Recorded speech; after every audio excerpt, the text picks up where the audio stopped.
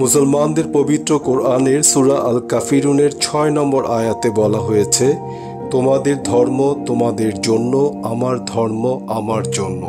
হিন্দু ধর্মের ঋগ্বেদে বলা আছে, এক সত্যকে বিভিন্নভাবে জ্ঞানীরা উপলব্ধি করেন। খ্রিস্টান ধর্মের লুক 10:27 উল্লেখ আছে, তোমার প্রতিবেশীকে নিজের মতো ভালোবাসো। বৌদ্ধ ধর্মের ধম্মপদে বলা হয়েছে, ঘৃণা ঘৃণার দ্বারা নয়, ভালোবাসা দ্বারা মেটে। বোঝাই যাচ্ছে সকল ধর্মের মানুষের মধ্যে সৌহার্দ্যপূর্ণ সম্পর্ক বজায় রাখা একটি গুরুত্বপূর্ণ বিষয়। এতে করে সমাজের শান্তি ও স্থিতিশীলতা বজায় থাকে।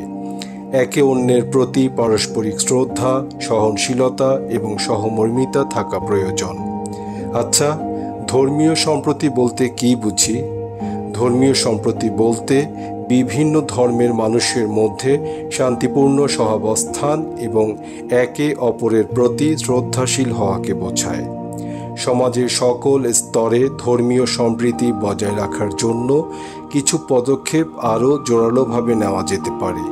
এগুলো হলো ধর্মীয় শিক্ষা এবং মূল্যবোধের মাধ্যমে পারস্পরিক শ্রদ্ধাবোধ তৈরি করা। স্কুল, কলেজ এবং বিভিন্ন সামাজিক প্রতিষ্ঠানে ধর্মীয় সহনশীলতার সঠিক শিক্ষা আরও ব্যাপক হওয়া উচিত। তাছাড়াও বিভিন্ন ধর্মের অনুসারীদের মধ্যে নিয়মিত সংলাপ ও আলোচনার ব্যবস্থা করা উচিত। এতে করে একে অপরের ধর্ম ও সংস্কৃতির প্রতি শ্রদ্ধাবোধ বাড়বে এবং ভুল বোঝাবুঝি দূর হবে। সামাজিক যোগাযোগ মাধ্যম এবং অন্যান্য প্রচার মাধ্যমে ধর্মীয় সম্প্রীতির গুরুত্ব তুলে ধরা এবং অপপ্রচার বন্ধ করা প্রয়োজন। ধর্মীয় সম্প্রীতি বৃদ্ধির লক্ষ্যে ধর্মীয় নেতারা তাদের অনুসারীদের মধ্যে সহনশীলতা ও সম্প্রীতির বার্তা সঠিকভাবে পৌঁছে দিতে পারেন। তাদের উচিত সকল ধর্মের প্রতি শ্রদ্ধাশীল হওয়া এবং বিভেদ সৃষ্টিকারী কার্যকলাপ থেকে বিরত থাকা।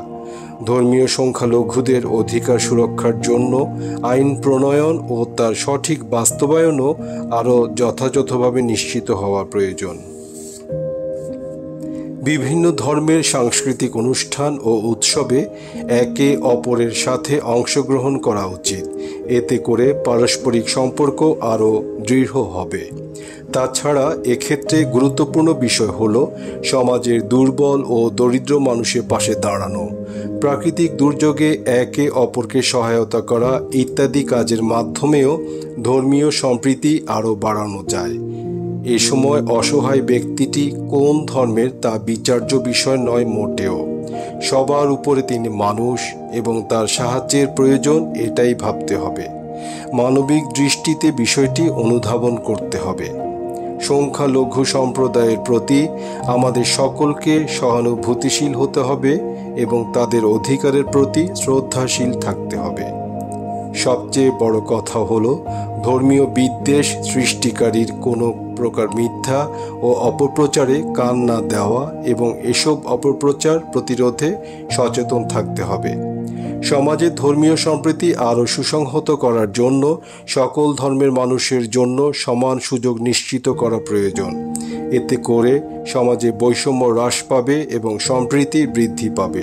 সকল ধর্মের মানুষের মধ্যে সৌহার্দ্যপূর্ণ সম্পর্ক বজায় রাখা একটি শান্তিপূর্ণ, সহনশীল ও সমন্বিত সমাজ গঠনের জন্য অত্যন্ত গুরুত্বপূর্ণ। কেননা সৌহার্দ্যপূর্ণ সম্পর্ক বজায় রাখা শুধু ব্যক্তিগত পর্যায়েই নয়, সামাজিক, জাতীয় এবং আন্তর্জাতিক পর্যায়েও গুরুত্বপূর্ণ। আর তখনই দেখা যাবে পৃথিবীটা হয়ে উঠেছে শান্তিময়, আমার, আপনার, আমাদের সবার জন্যই।